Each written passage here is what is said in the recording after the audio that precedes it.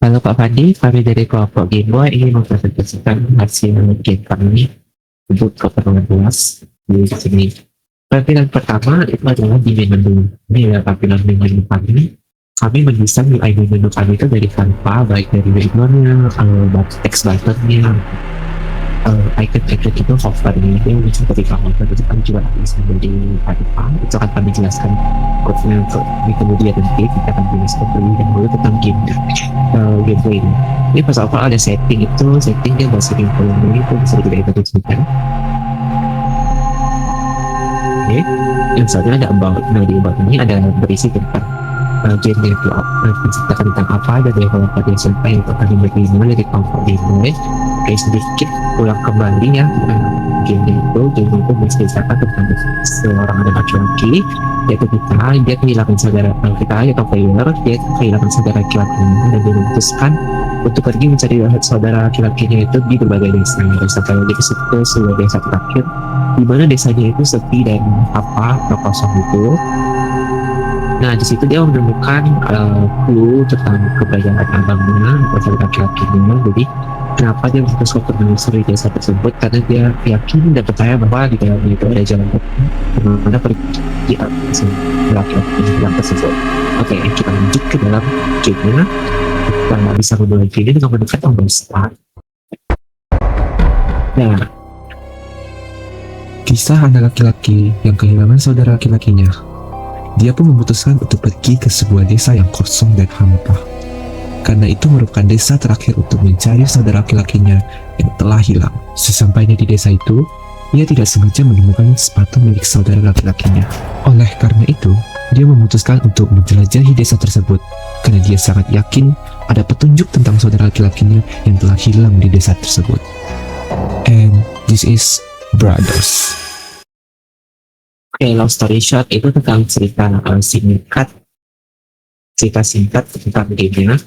Menceritakan story-nya itu gimana, dan tadi itu cutscene yang kita edit sendiri dan kita voice over sendiri juga, itu kita tempel dalam bentuk video ke dalam videonya. Jadi itu kita anggap sebagai cutscene menceritakan tentang story-nya itu gimana sih dia kesini.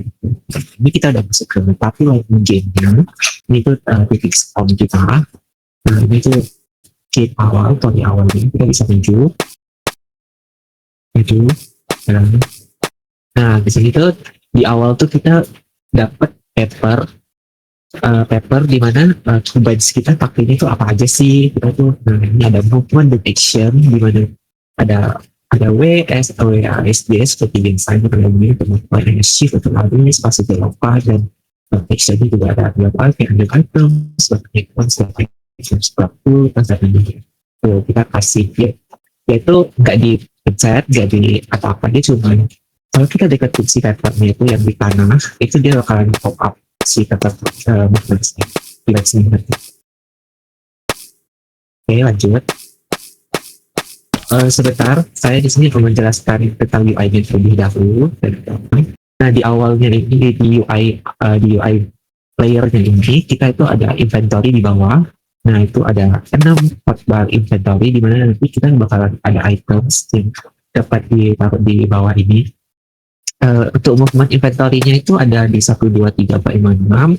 Nah, di atas inventory itu ada energy bar. Kita di sini bisa lari, cuma ada keterbatasan energi. Dan dia bisa recharge ya. Oke, dan di kiri atas itu ada heart atau nyawa kita. Dan kita di sini memiliki 3 nyawa. Kalau kita diserang sekali oleh monster, maka nyawa akan berkurang. Kalau ketiga nyawa kita habis, kita akan mati. Ini selanjutnya kita jalan. Ini bukan waktu kita di awal kita menggunakan konsep yang di Jepang.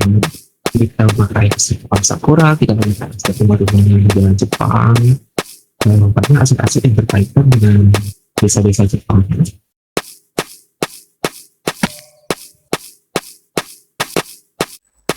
Sepertinya rumah ini terkunci. Nah, barusan itu kita menggunakan sound voice over sendiri, di mana itu diisi oleh Federico. Di saat kita mendekati objek tertentu yang kita butuh sound untuk diisi, dia akan mengeluarkan dialog. Dengan dialog tersebut ya seperti yang saya bilang, tapi dialog tersebut merupakan voice over sendiri. Sepertinya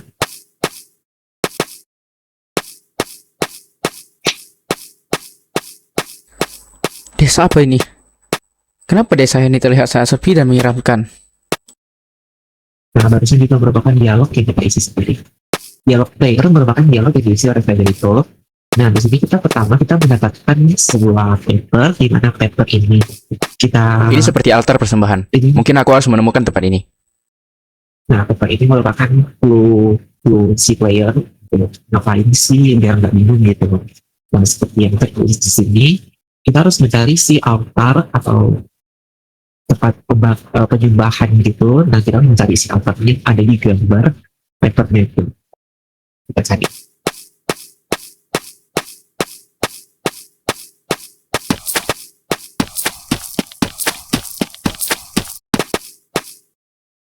Nah, itu merupakan si altar yang ada di papernya. Bisa dilihat dari altar dan papernya itu. Sepertinya Mirip aku ya. harus mengeksplor tempat ini. Nah, karena udah sampai di sini, kita juga skip lagi, kita membuka dialog. Seperti yang dialognya ucapkan, kita harus explore tempat ini. Nah, kan di clue-nya itu ada suruh ke sini kan, kita sini tuh ada clue lagi. Oke. Nah, kita baca. Apa ini? clue-nya lagi. Sepertinya aku harus mencari barang dari teka-teki ini. Nah, ini tuh ada teka-teki di setiap itemnya. Setiap itemnya memiliki teka-teki. Kita harus mencari item tersebut dari teka-teki ini. Nah, kita mungkin bisa mendekati altarnya terlebih dahulu. Nah, di sini kita dapat lagi kalau kita itu harus mencari kelima item tersebut yang akan kita gunakan di sini tentunya. Nah, item-item tersebut di mana sih? Item tersebut kita cari berdasarkan clue yang barusan tadi kita dapetin. Yang kedua tuh, nah ini dia. Jadi let's go, kita cari dari yang pertama, jejak langkah terputus di taman kecil, carian tertinggal di antara benang. Mungkin kita harus mencari sebuah taman kecil di dalam map ini.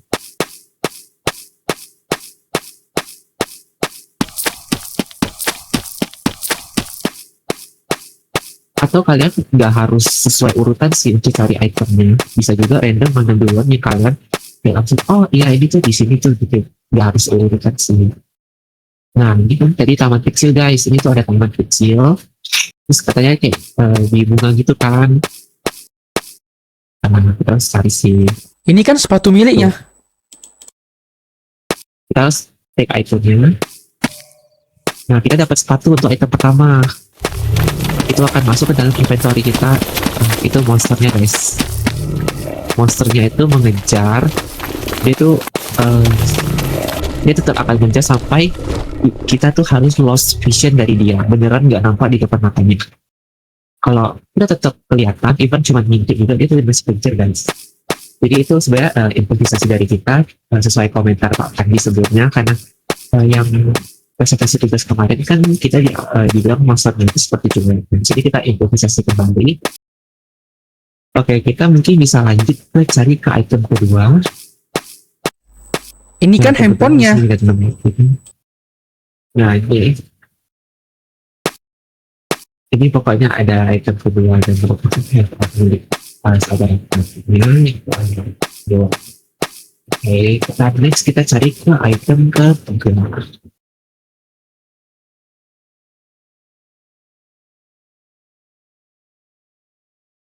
Mungkin kita bisa cari yang beban perjalanan lanjut dulu ya. Itu kita mau yang keempat. Kita akan pergi sebuah rumah.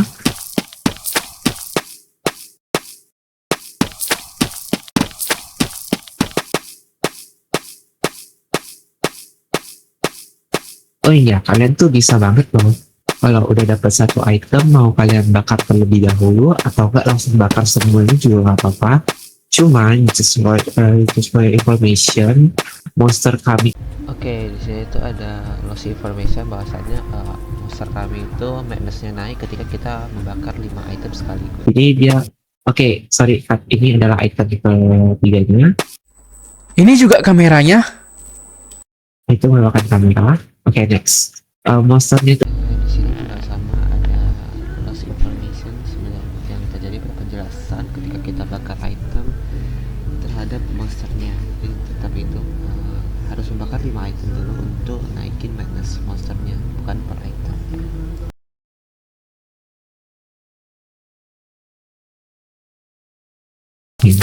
Kalian boleh juga sih kalau mau coba bakar satu item yang lebih dahulu, begitu dikasih monsternya dulu. Oke, nah kita cari item keempat.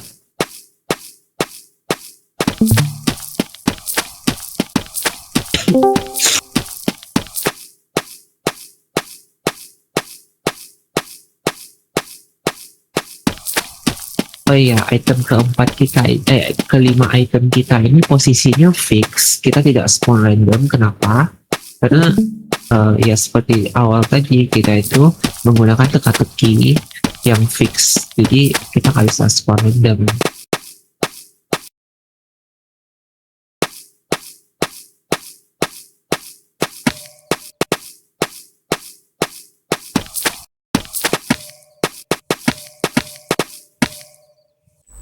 Ini kan tas miliknya. Oke, item keempat itu sudah kita temukan. Next kita cari item terakhir, yang cari item kelima.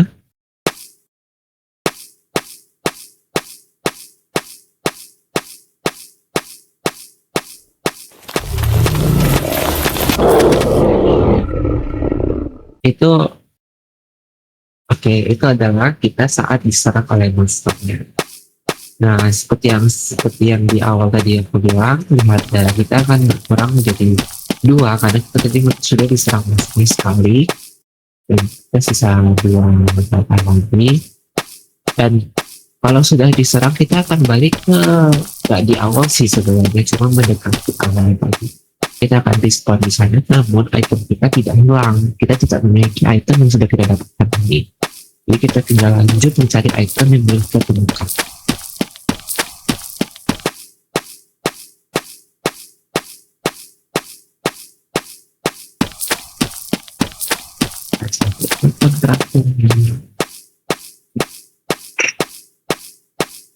Senter ini juga miliknya. Nah, item terakhir sudah kita temukan. Oke, sorry tadi dikutuk.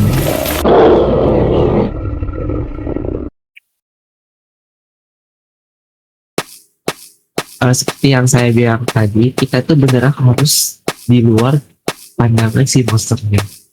Kalau kelihatan juga kita bakalan tetap bisa kan, dan soalnya kita udah dapat 5 item sih, jadi kita tinggal bakar si item-itemnya aja.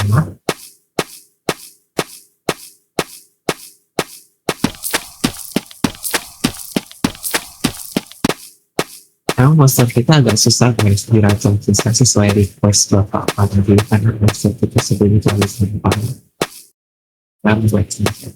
Nah, ini kita tinggal bakar saja, kita tekan untuk membakar item.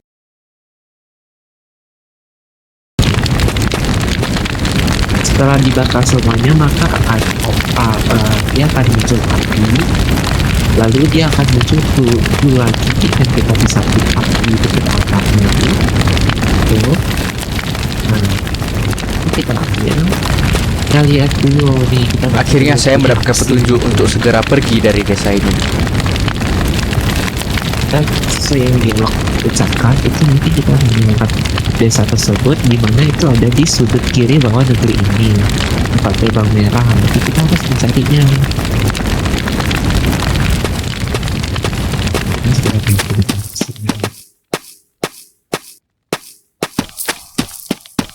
Kalau kita sudah bakar kelima item, maka monsternya akan lebih sensitif.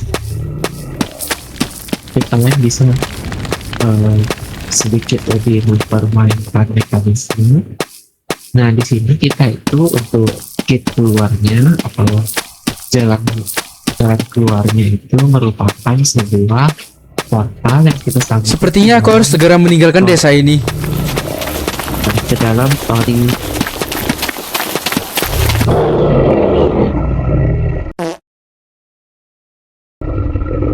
Oke, sorry kita ternyata kalah. It's okay, ini adalah kondisi kalah kita, dan kita akan balik ke menu.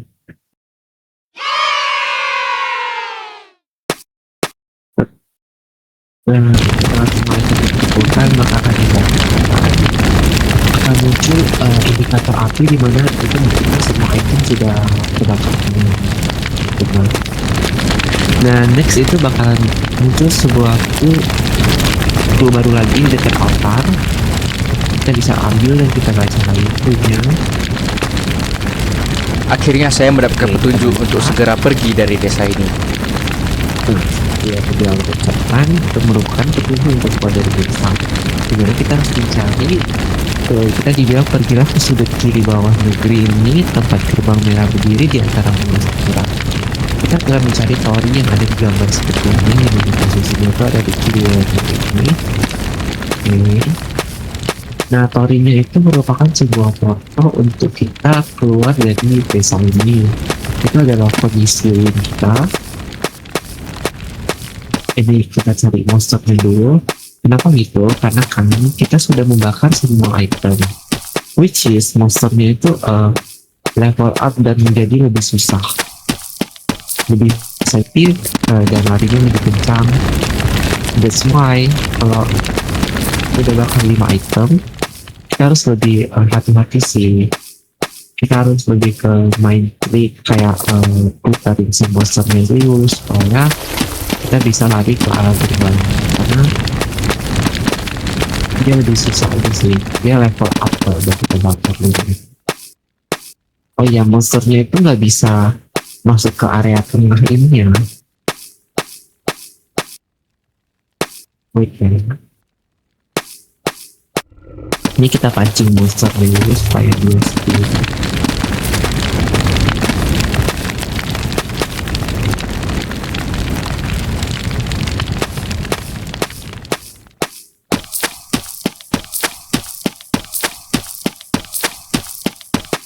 Nah, itu seperti yang bisa kita lihat, itu merupakan sampah untuk jalan keluar ini. Sepertinya aku harus segera meninggalkan desa ini.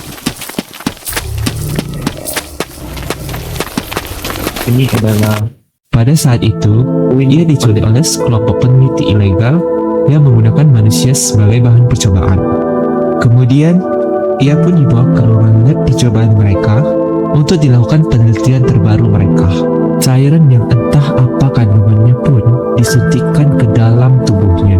Ternyata cairan tersebut tidak bereaksi sesuai yang mereka inginkan ke tubuhnya. Maka tubuhnya mengalami perubahan karena cairan tersebut yang tidak sesuai dengan sel miliknya. Pada akhirnya, tubuhnya berubah menjadi seekor monster yang menyeramkan.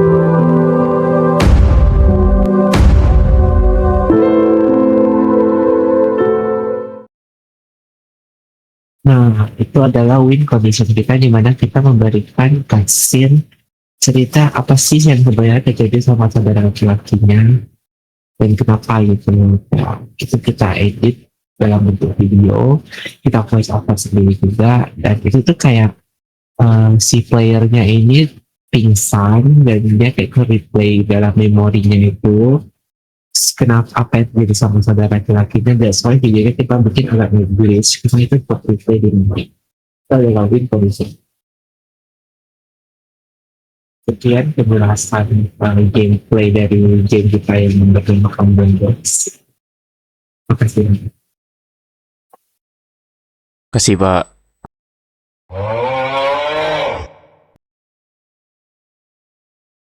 Oke, di sini saya ingin menjelaskan implementasi script kita dalam menu. Di menu ini saya menggunakan satu script, di mana script itu saya pasang ke dalam kanvas. Script ini itu udah mencakup semua yang mana itu ada di start, settings, dan about. Scriptnya itu berupa, sebentar saya akan share screen.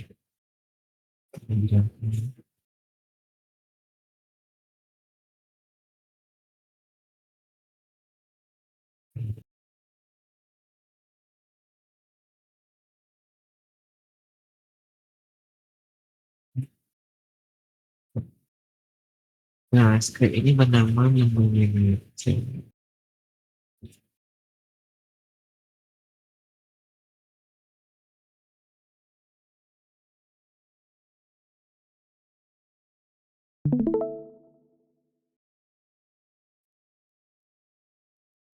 Oke, di menu manager ini seperti biasa kita menggunakan Unity Engine dan Unity Engine Scene Management. Kenapa kita menggunakan Scene Management? Scene Management ya itu untuk perpindahan scene dari scene 1 ke scene 2 itu digunakan untuk start, itu akan perpindahan ke cutscene. Cutscene ini merupakan scene yang merupakan video tersebut yang di awal. Nah, kita di sini kita punya dua variabel, itu ada setting panel dan FAQ panel. FAQ itu adalah about setting, paling itu ya setting. Jadi itu gunanya kenapa? Ini gunanya apa? Gunanya itu untuk variabel ketika panel diaktifkan atau panel ditutup. Jadi ada dua kondisi, ketika kita tekan buttonnya itu dia akan aktif dan ketika dia sudah ditutup. Begitu juga dengan about. Nah, si scriptnya ini dipasangkan ke dalam kanvas di hierarki Unity. Jadi dipasangkan di dalam kanvas dan disambungkan dengan button-button sesuai fungsinya. Jadi kita tinggal ambil fungsinya itu seperti ini. Ini ada play game itu untuk di start, gitu. Dia bakal load scene manager load scene. Terus di sini ada open setting, ketika setting kita tanpa maka dia akan menjalankan fungsi open setting. Begitu juga ketika kita menggunakan full setting. Begitu, hal yang sama terjadi pada about. Terus selanjutnya ada di volume. Itu akan dijelaskan oleh Federico. Oke, selamat malam Pak. Perkenalkan nama saya Federico. Saya salah satu anggota kelompok dari Game Boy ini. Saya akan menjelaskan mengenai settingan volume slider yang terdapat pada UI tersebut. Oke, saya akan menjelaskan pada kode. Pada kode kita yaitu yang di sini ada serialize file ini. Dia akan menghubungkan script dengan audio mixer untuk menggabungkan volume pada audio game kita. Lalu yang di bawahnya ini dia akan menghubungkan script dengan UI slider yang digunakan player untuk menghubungkan volume seperti ini. Selanjutnya pada string mixer param ini menjadi master volume, itu menggunakan nama parameter pada audio mixer yang akan diubah nilainya. Lalu yang di bawahnya ini yang digunakan untuk menyimpan volume. Selanjutnya pada kita memulai game, pada saat kita masuk ke menu tampilan menu ini, kode yang di sini itu dia mengubah nilai slider menjadi sebuah desibel. Karena audio mixer Unity itu menggunakan satuan desibel, bukan nilai 0 sampai 1. Lalu yang di bawahnya ini dia mengirim nilai volume ke audio mixer sehingga volume game berubah. Lalu dia menyimpan nilai volume agar tetap dapat digunakan saat game dijalankan kembali. Jadinya volume slider ini dia itu mengubah suara pada tampilan awal ini untuk dikecilkan ataupun dibesarkan saja.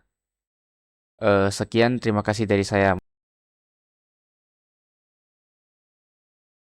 Oke, kembali lagi dengan saya Rukyan Suminto. Di sini saya ingin menjelaskan tentang UI hover yang di sebelah kiri dari button text kita itu yang arrow warna merah.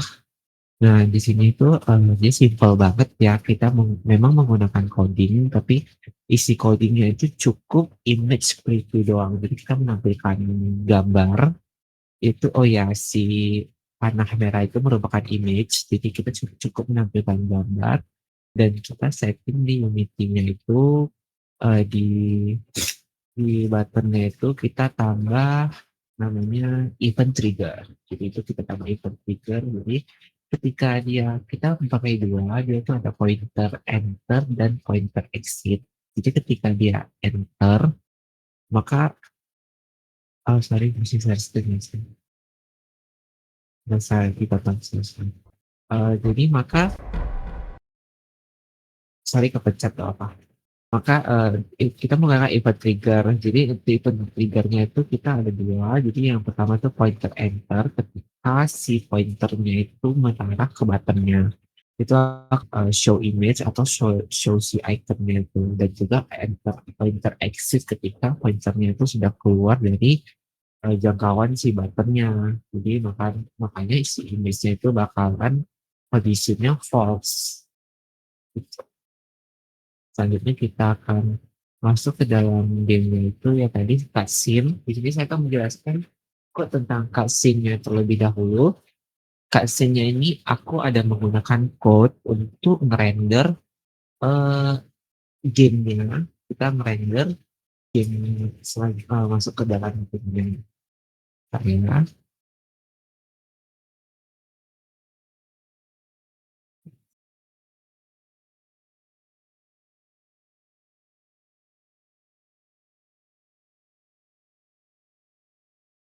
cutscene. Nah di sini aku menggunakan script dan script.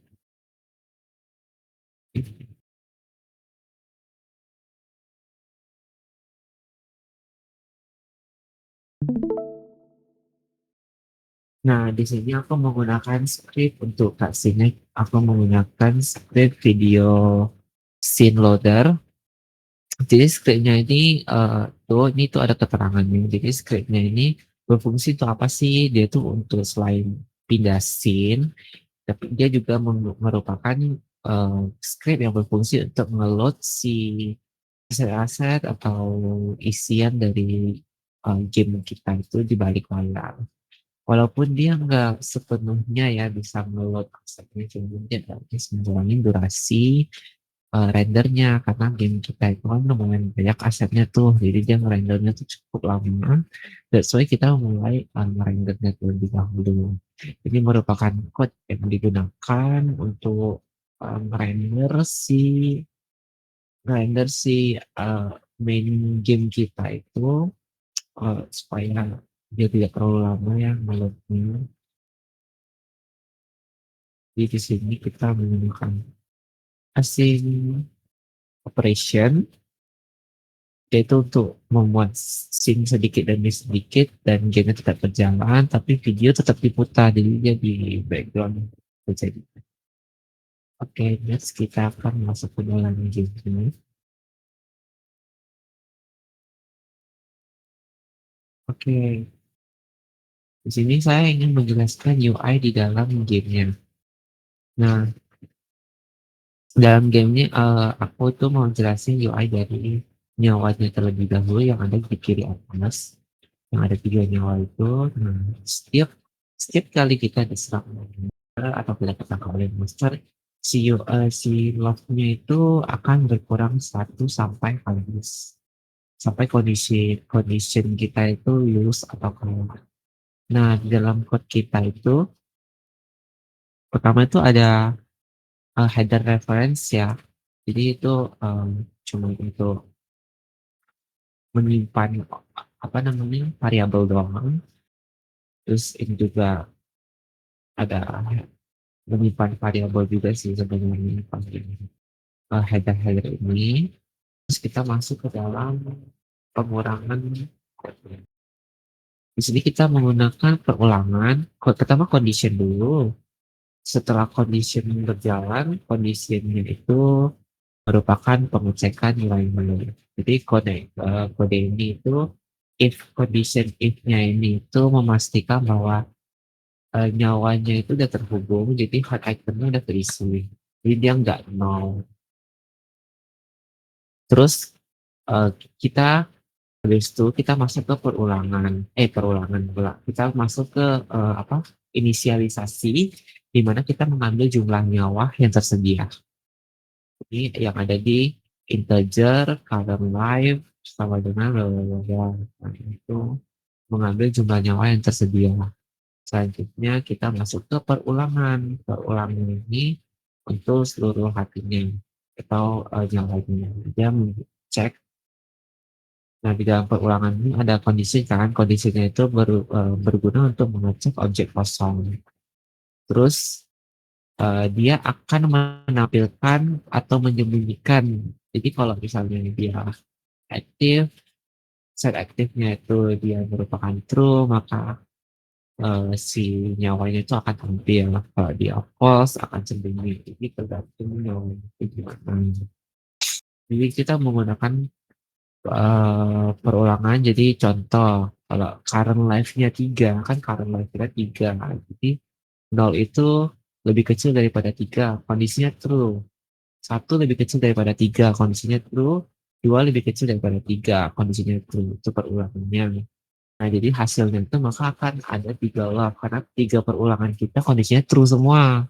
Jadi kalau misalnya udah berkurang 1, current life kita jadi 2, contohnya 0 lebih kecil daripada 2, true. 1 lebih kecil daripada 2, true. 2 lebih kecil daripada 2, false. Otomatis nilai kita tinggal 2. Maka yang diaktifkan itu hanya 2 saja, karena nilai true kita itu hanya 2. Begitu juga perulangan 3 kali. Jadi, nah, selanjutnya kita masuk ke kode untuk yang inventory UI-nya. Itu ada di sini. Oke, aku jelasin ada 2 di sini tuh, ada item sama item SO. Aku mulai dari item SO aja dulu. Jadi item SO ini fungsi scriptnya itu apa sih? Jadi dia tuh mendefinisikan template data item. Jadi dia kayak eh ngasih tahu nih, ini tuh item apa sih? Dia tuh mengelompokkan variabel itemnya. Jadi apa, item SO itu kayak ngasih tahu item tuh itu namanya apa, jenisnya apa, dan seterusnya. Makanya ini tuh ada beberapa variabel di dalam script ini. Fungsinya untuk menyimpan itemnya. Nah, dia itu ada satu lagi namanya item.cs. Nah, fungsi item.cs ini ada komponen yang ditempel pada game object item di scene. Jadi di dalam scene itu dia itu ada komponen untuk si itemnya. Nah, yang kita tempel ke itemnya itu merupakan script item CS-nya gitu. Jadi dia itu gunanya untuk ngasih si definisinya ke itemnya, dan juga si jumlah itemnya itu ada berapa. Ini item SO itu merupakan kode tadi, jadi dia itu definisi itemnya atau deskripsi itemnya, terus ini adalah jumlah item. Nah, itemnya ini yang telah dideskripsi akan masuk ke dalam slot. Slot itu inventory kita. Jadi di dalam ini tuh menyimpan data item, dia menampilkan item ke UI, mengatur isi slot, interaksi mouse. Ada ada juga ada membaca note, highlight gitu sih. Terus oke, yang pertama itu menyimpan data item. Menyimpan data item itu merupakan si item SO tadi kita masukkan ke dalam slot. Terus next kita menampilkan item pada UI. Ini kan kita kalau ambil item itu kan ada itemnya tuh di bawah tuh. Nah, itu kita menggunakan update slot. Ini kodenya itu digunakan untuk menampilkan item di dalam slot. Jadi terlihatlah item apa yang ada di dalam inventory kita. Terus untuk selanjutnya itu ada mengatur isi slot, itu ada beberapa fungsi di dalamnya itu. Jadi dia tuh ada set item. Jadi kita yang dari inventory ke hotbar itu kita bisa pindah-pindah item, itu merupakan set item. Terus ada selanjutnya kita ada interaksi mouse. Jadi interaksi mouse itu yang kursor ada di dalam inventory-nya itu kan kayak kena hover gitu kan, atau kita ketika pilih bukan mouse sih, lebih ke kita pilih kayak papan pertama itu kan kayak ada lebih ke shadow gitu, dia nampilin shadow. Jadi dia nampak lah kita lagi di hotbar pertama, kedua, ketiga, dan seterusnya. fungsi dari on pointer gitu. Dan Perkenalkan Pak, saya Rovan Halim di salah satu anggota dari kelompok Brother. Jadi sekarang saya akan menjelaskan bagian kode monster move-nya. Jadi di sini merupakan deklarasi variabel sudah di set ke publik supaya di inspektor Unity editornya bisa diedit. Lalu di bagian method start, ini metode yang dijalankan sekali saat gamenya dimulai. Jadi fungsinya itu mengambil komponen nav mesh agent, mengambil animator, mengambil script, player lives, memastikan monster berada di atas nav mesh, lalu memulai patroli menuju titik atas.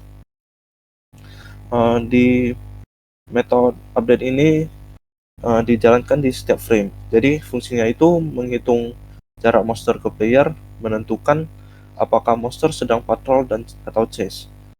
Seluruh logika AI-nya juga berjalan pada metode ini. Pada sistem vision di bagian can see player ini, monster hanya bisa melihat player jika player berada dalam jarak pandang, player berada di depan monster sesuai sudut pandangnya, lalu tidak ada tembok yang menghalangi recast. Jadi jika semua terpenuhi maka akan ditentu monster mulai mengejar playernya. Di player detection-nya juga metode ini juga merupakan jadi metode ini bisa memungkinkan monster tetap mendeteksi player walaupun berada di belakangnya. Jadi fungsinya itu agar player tidak terlalu mudah untuk menyelinap. Lalu di patrol di function handle patrol ini, jadi saat patroli monster akan berjalan menuju tujuannya, berhenti beberapa detik, lalu memilih tujuan barunya. Lalu bisa juga berpindah antara random wander dan waypointnya.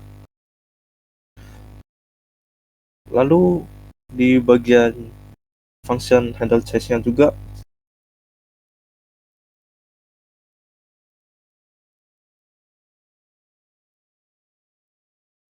jadi ketika player terdeteksi, tujuan monster berubah menjadi posisi player. Monsternya juga langsung berlari. Lalu jika sudah cukup dekat, maka monsternya akan langsung menyerang. Di function attack itu, jadi saat monsternya menyerang, status menyerang itu diaktifkan. Lalu animasi attack-nya juga akan diputar, di trigger. Lalu suara monsternya juga akan dimainkan. Lalu Game Over Manager mulai menjalankan sequence serangannya.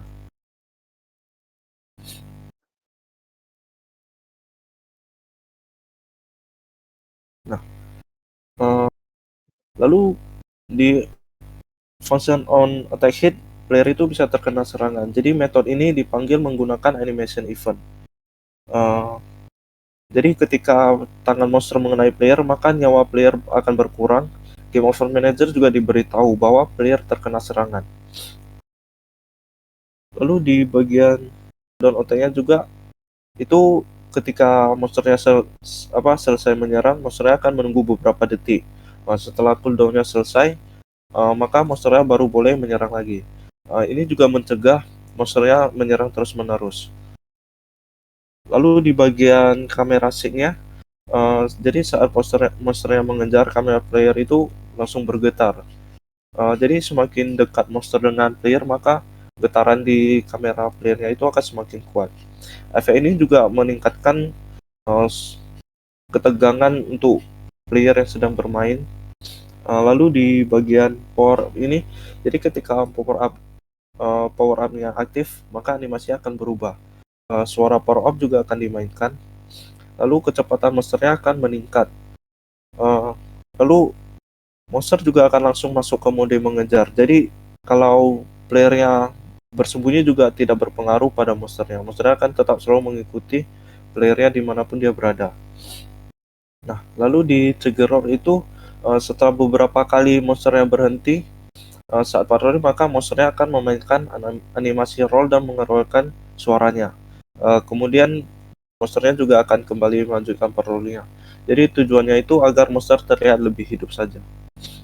Lalu di Gizmos ini, metode ini sebetulnya hanya digunakan di Unity Editor. Jadi fungsinya itu cuma menggambarkan seperti radius chase, radius kehilangan target, atau radius yang lain.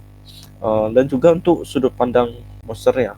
Jadi ini lebih membantu untuk debugging saat menyeting monsternya.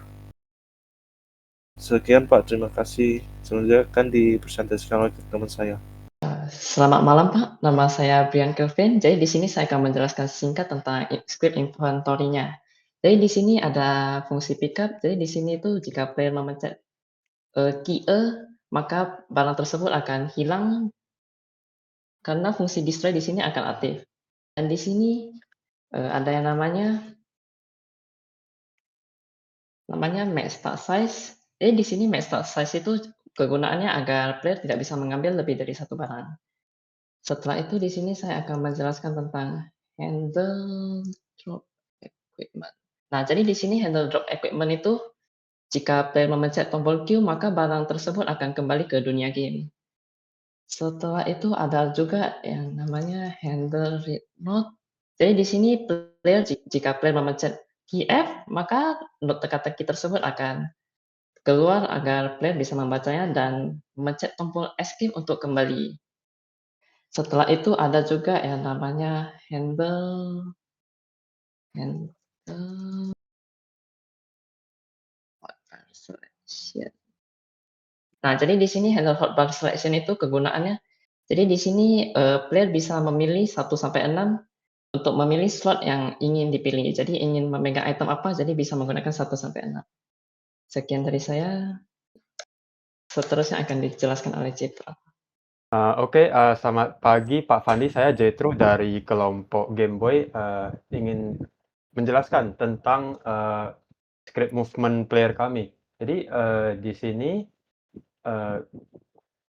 karakter controller itu controller untuk gerakin karakter, animator untuk play animasi. Terus di sini fungsi-fungsi untuk ngatur kecepatan jalan, kecepatan lari, kecepatan jalan pas kita jongkok, terus juga ada jump gravity. Ini ngaturnya seberapa tinggi karakter kita lompat, terus ini juga ada gravity juga, seberapa cepat karakter kita turun pas lompat karena gravitasi. Terus ini loop ngatur seberapa cepat pergerakan mouse kita pas kita gerakin kamera playernya. Terus ini juga ada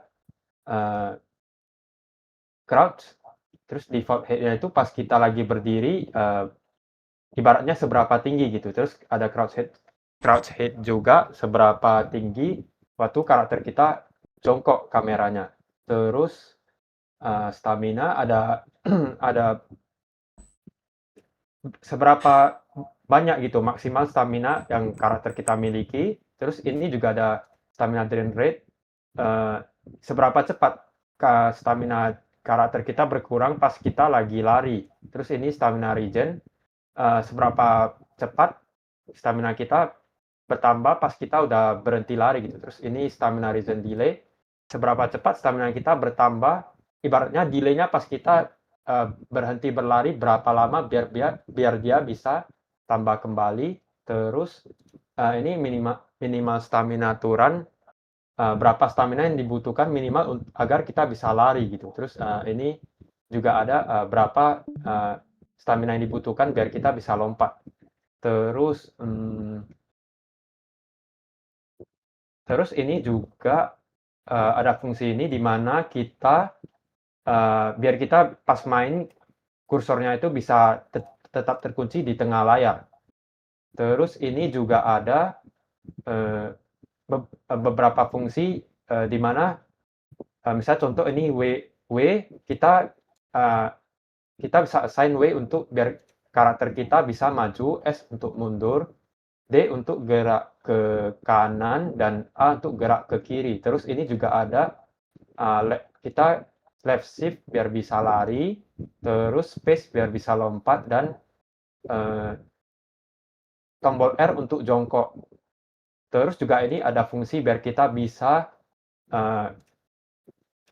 gerakin, ibaratnya biar gamenya bisa nangkap pergerakan mouse kita gitu, ke atas, ke bawah, kiri, atau kanan gitu, untuk gerakin kamera di in-game-nya. Terus, ini juga ada rumus untuk mengatur seberapa cepat gitu stamina player itu berkurang waktu dia berlari.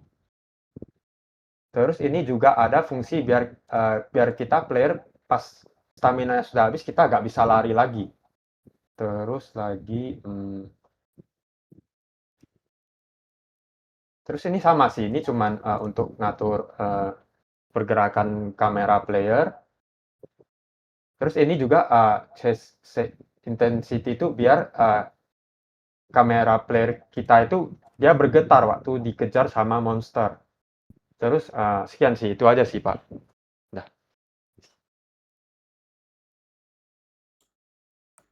Oke, di sini saya mau jelaskan tentang sistem kerja altarnya itu berdasarkan scriptnya. Nah, ini script dari altar kita. Di sini itu ada inisialisasi item-item yang mau kita daftarkan ke dalam altar kita. Jadi kita tarik dari inventory kita itu. Nah, jadi item SO, kita pakai item SO ini sebagai kayak rules-nya aja ya. Item apa sih yang boleh masuk ke dalam altar gitu. Jadi kita kasih lagi sesuai item kita yang ada di dalam game. Nah, lanjut di sini tuh ada untuk simpan si efek apinya dan si efek portalnya. Tuh, dan di sini tuh ada reward item ini tuh untuk simpan si kita kayak udah bakar semua dia akan aktif. Ini kita simpan ke dalam reward item object. Itu sih bakal di situ untuk dapetin clue yang buat keluar. Dan begitu ini pokoknya ini 3 itu gunanya buat nyimpan si dari dia nyimpan si item yang buat jadi rewardnya sampai dia mengeluarkan itemnya ke dalam game. Selanjutnya itu ada si monster ini tuh gimana itu naik level si monsternya kan juga si rumah itu.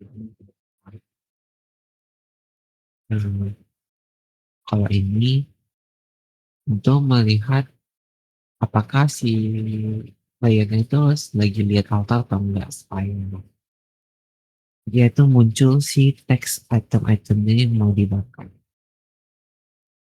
Nah, mari kita masuk ke ini asetnya itu tidak boleh ada data yang sama. Jadi itemnya itu nggak boleh dua item yang sama maksudnya. Kayak sepatu nih, kalau pakai dua itu nggak boleh. Tuh, terus kita mulai dari kita mulai kita lanjut ke sini. Kita lanjut ke start. Jadi dia tuh ya apa sih yang dilakukan dari code ini? Jadi code ini tuh mematikan api altar, mematikan portal ketika mulai. Jadi kan jadi kalau nggak dimatikan dia ketika kita start gamenya itu dia bakal hidup semuanya. Jadi portalnya hidup, api altarnya hidup, terus rewardnya udah keluar, etc. Dan semua. Jadi gunanya itu dia tuh kita set ke false semua, ini makanya ini false supaya semuanya tidak aktif. Nah, selanjutnya kita ke si update. Si update ini itu dia itu ada dua proses. Yang pertama itu detect altar, yaitu untuk mendeteksi apakah pemain sedang melihat altar atau enggak. Terus itu kita ada set key bytes-nya, jadi dia itu T buat interact dia ke altarnya. Jadi kalau dia ngecek kondisinya, ya dia nengok altarnya terus dia pencet T, maka si objeknya itu akan terbakar. Selanjutnya dia itu ada detect altar kedua.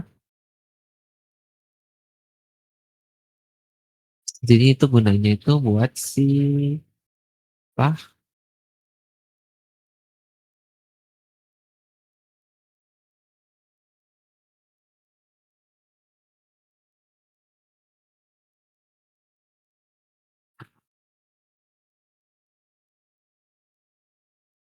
Oke, selanjutnya di altar kedua. Jadi ini tuh gunanya untuk meletakkan item ke dalam altarnya. Jadi dia tuh kayak apa ya, dia pas kita masukkan item dia sesuai nggak gitu.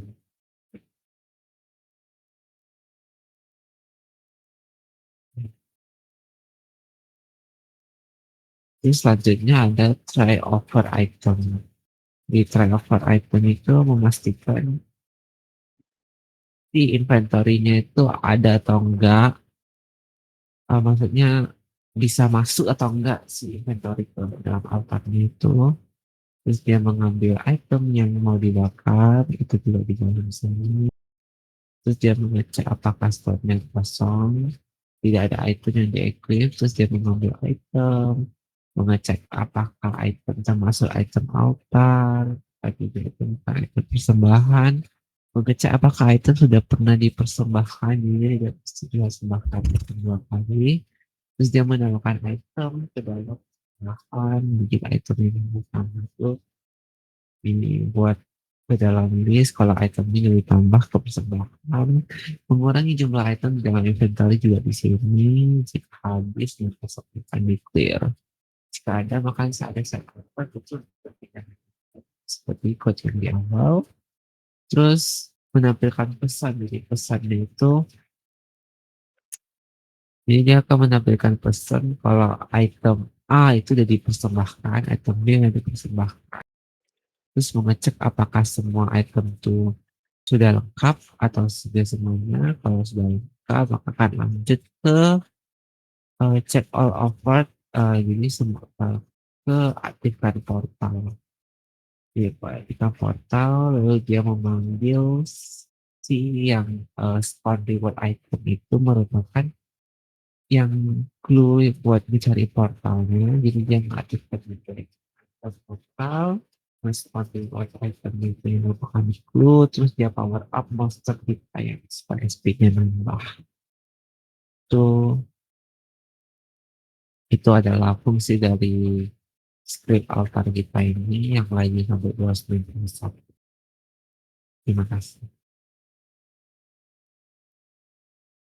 Saya akan melanjutkan menjelaskan tentang script kami, script player lives. Jadi di sini ada max lives. Jadi 3 berarti di sini jumlah nyawa pemain kita ada 3 gitu. Terus ini invincible duration 1,5 berarti berapa kebal kita sebagai pemain pas misalnya udah mati kebal gitu. Jadi di sini sekitar 1,5 detik.